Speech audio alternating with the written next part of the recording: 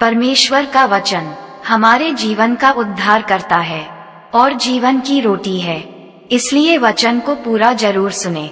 इफिसियों अध्याय 1। इफिसुस नगर के संतों और यीशु मसीह में सच्चे विश्वासियों के नाम पौलुस का पत्र, जो परमेश्वर की इच्छा से यीशु मसीह का प्रेरित नियुक्त हुआ है। हमारा पिता परमेश्वर और प्रभु यीशु मसीह आप लोगों को अनुग्रह तथा शांति प्रदान करें। धन्य है परमेश्वर, हमारे प्रभु यीशु मसीह का पिता। उसने मसीह द्वारा हम लोगों को स्वर्ग के हर प्रकार के आध्यात्मिक वरदान प्रदान किए हैं। उसने संसार की सृष्टि से पहले मसीह में हमको चुना, जिससे हम मसीह से संयुक्त होकर उसकी दृष्टि में पवित्र तथा निष्कलंक बने।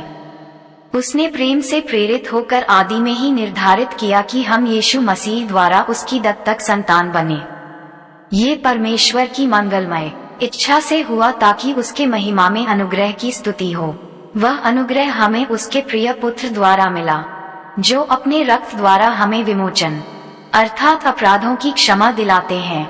ये परमेश्वर की अपार कृपा का परिणाम है, जिसके द्वारा वह हमें प्रचुर मात्रा में प्रज्ञा तथा बुद्धि प्रदान करता रहता है। आप लोगों ने भी सत्य का वचन, अपनी मुक्ति का शुभ समाचार सुनने के बाद मसीह में विश्वास किया है और अब पर उस पवित्र आत्मा की मुहर लग गई, जिसकी प्रतिज्ञा की गई थी। पवित्र आत्मा हमें विरासत की अग्रिम राशि के रूप में उस उद्देश्य से दिया गया है कि संपूर्णता प्राप्त करने पर हमारा पूर्ण विमोचन हो, जिससे परमेश्वर की महिमा और स्तुति हो। मैंने प्रभु यीशु में आप लोगों के विश्वास और सभी संतों के प्रति आपके प्रेम के विषय में सुना है। मैं आप लोगों के कारण परमेश्वर को निरंतर धन्यवाद देता और अपनी प्रार्थनाओं में आप लोगों का स्मरण करता रहता हूँ। महिमा में पिता, हमारे प्रभु यीशु मसीह का परमेश्वर आप लोगों को प्रज्ञा तथा ईश्वरीय प्रकाशन का आत्मा प्रदान करे, जिससे आप परमेश्वर को सचमुच जान सकें। वह आप लोगों के मन की आंखों को ज्योति प्रदान करे, जिससे आप ये देख सके कि उसके द्वारा बुलाए जाने के कारण आप लोगों की आशा कितनी महान है और संतों के साथ आप लोगों को जो विरासत मिली है वह कितनी वैभवपूर्ण तथा महिमा में है। और हम विश्वासियों के कल्याण के लिए सक्रिय रहने वाले ईश्वरीय महासामर्थ्य का प्रभाव कितना अपार है। परमेश्वर ने मसीह में वही सामर्थ्य प्रदर्शित किया जब उसने मृतकों में से उन्हें पुनर्जीवित किया और स्वर्ग में अपनी दाहिनी ओर बैठाया। परमेश्वर ने उन्हें प्रत्येक आधिपत्य, अधिकार, शक्ति, प्रभुत्व एवं नामी पद से बहुत ऊपर स्थान दिया, चाहे ये इस युग के हों अथवा आने वाले युग के। उसने सब कुछ मसीह के पैरों तले डाल दिया और उनको सब पर अधिकार देकर कलीसिया का शीर्ष नियुक्त किया। कलीसिया मसीह की देह है, मसीह की परिपूर्णता है, जो सब कुछ सब तरह से पूर्णता तक पहुंचा देते हैं। अध्याय 2।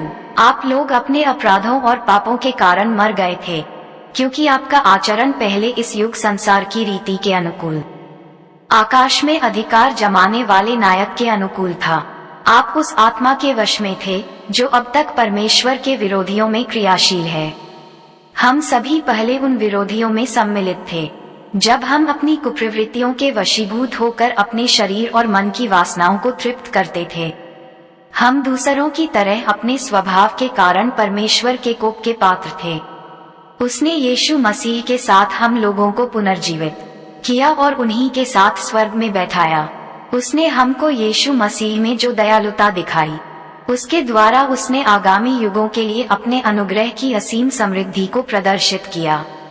परमेश्वर की कृपा ने विश्वास द्वारा आप लोगों का उद्धार किया है। यह आपके किसी पुण्य का फल नहीं है, ये तो परमेश्वर का वरदान है। यह आपके किसी कर्म का पुरस्कार नहीं है और इसलिए इसका श्रेय कोई भी नहीं ले सकता। परमेश्वर ने हमारी रचना की, उसने यीशु मसीह में हमारी सृष्टि की, जिससे हम उन शुभ कार्यों को पूर्ण करते रहें जिन्हें परमेश्वर ने हमारे लिए तैयार किया है। आप जन्म से गैर यहूदी हैं और उन लोगों द्वारा बेखतने वाले कहे जाते हैं, जिनके शरीर में खतना किया गया है। आप स्मरण रखें कि पहले आप मसीह से अलग थे, इस्राएल के समुदाय के बाहर थे। आप परमेश्वर की प्रतिज्ञा के अनुसार ठहराए गए विधानों से अपरिचित थे। इस संसार में आशा से वंचित और परमेश्वर से रहित थे। आप लोग पहले दूर थे, किंतु यीशु मसीह से संयुक्त होकर आप अब मसीह के रक्त द्वारा निकट आ गए हैं, क्योंकि वही हमारी शांति है। उन्होंने यहूदियों और गैर यहूदियों को एक कर दिया है। दोनों में जो भेद डालने वाली शत्रुता की दीवार थी, उसे उन्होंने गिरा दिया है और अपनी मृत्यु द्वारा विधि निषेधों की व्यवस्था को रद्द कर दिया। इस प्रकार उन्होंने यहूदियों तथा गैर यहूदियों को अपने से मिलाकर एक नई मानवता की सृष्टि की और शांति स्थापित की है। उन्होंने क्रूस द्वारा दोनों का एक ही देह में परमेश्वर के साथ मेल कराया और इस प्रकार शत्रुता को नष्ट कर दिया। तब उन्होंने आकर दोनों को शांति का शुभ समाचार सुनाया, आप लोगों को जो दूर थे और उन लोगों को जो निकट थे, क्योंकि उनके द्वारा हम दोनों एक ही आत्मा से प्रेरित होकर पिता के पास पहुंच सकते हैं। आप लोग अब परदेशी अथवा प्रवासी नहीं रहे, बल्कि संतों के सह नागरिक तथा परमेश्वर के परिवार के सदस्य बन गए हैं। आप लोगों का निर्माण उस भवन के रूप में हुआ है जो प्रेरितों तथा नबियों की नींव पर खड़ा है और जिसका कोने का पत्थर स्वयं यीशु मसीह है। उन्हीं के द्वारा समस्त भवन संगठित होकर प्रभु के लिए पवित्र मंदिर का रूप धारण कर रहा है। उन्हीं के द्वारा आप लोग भी इस भवन में जोड़े जाते हैं, जिससे आप पवित्र आत्मा में परमेश्वर के लिए एक निवास स्थान बने। अध्याय 3। इसलिए मैं पौलुस, जो आप गैर यहूदियों की भलाई के लिए यीशु मसीह के कारण कैदी हूँ, आपसे एक प्रार्थना करना चाहता हूँ। आप लोगों ने अवश्य सुना होगा कि परमेश्वर ने आप लोगों की भलाई के लिए मुझे अपने कृपा में प्रबंध के अनुसार सेवा कार्य सौंपा है। ये रहस्य मुझ पर ईश्वरीय प्रकाशन द्वारा प्रकट हुआ है। इसका संक्षिप्त विवरण मैं ऊपर दे चुका हूँ। उसे पढ़कर आप लोग जान सकते हैं कि मैं मसीह का रहस्य कहाँ तक समझता हूँ। वह रहस्य पिछली पीढ़ियों में मनुष्य को नहीं बताया गया था और अब आत्मा के द्वारा उसके पवित्र प्रेरितों और नबियों पर प्रकट किया गया है। वह रहस्य ये है कि शुभ समाचार के द्वारा यहूदियों के साथ गैर यहूदी एक ही विरासत के उत्तराधिकारी हैं, एक ही देह के अंग हैं और यीशु मसीह विषयक प्रतिज्ञा के सहभागी हैं। परमेश्वर ने अपने सामर्थ्य के प्रभाव से मुझे ये कृपा प्रदान की कि मैं उस शुभ समाचार का सेवक बनूं।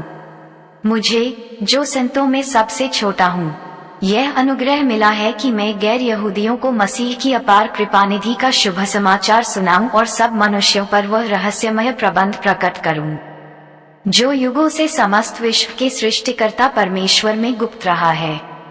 इस तरह अब कलीसिया के माध्यम से स्वर्गिक क्षेत्र के अधिपतियों एवं अधिकारियों पर भी परमेश्वर की बहुविध प्रज्ञा का ज्ञान प्रकट होगा। परमेश्वर ने अनंत काल से जो उद्देश्य अपने मन में रखा था, उसने उसे हमारे प्रभु यीशु मसीह द्वारा पूरा किया। हम मसीह में विश्वास करते हैं और इस कारण हम पूरे भरोसे के साथ निर्भय होकर परमेश्वर के पास जाते हैं।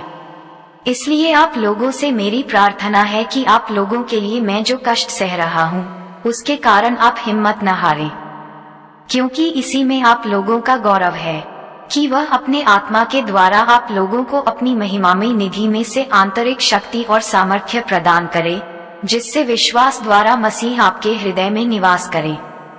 प्रेम में आपकी जड़ें गहरी हो और नींव सुदृढ़ हो।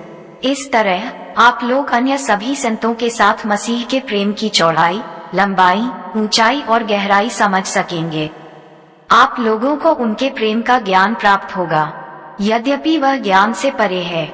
इस प्रकार आप लोग परमेश्वर की समस्त पूर्णता तक पहुंचकर स्वयं परिपूर्ण हो जाएंगे, जिसका सामर्थ्य हम में क्रियाशील है और जो वे सब कार्य संपन्न कर सकता है, जो हमारी प्रार्थना और कल्पना से अत्यधिक परे हैं। उसी की महिमा कलीसिया में और यीशु मसीह में पीढ़ी दर पीढ़ी, युग युगों तक होती रहे।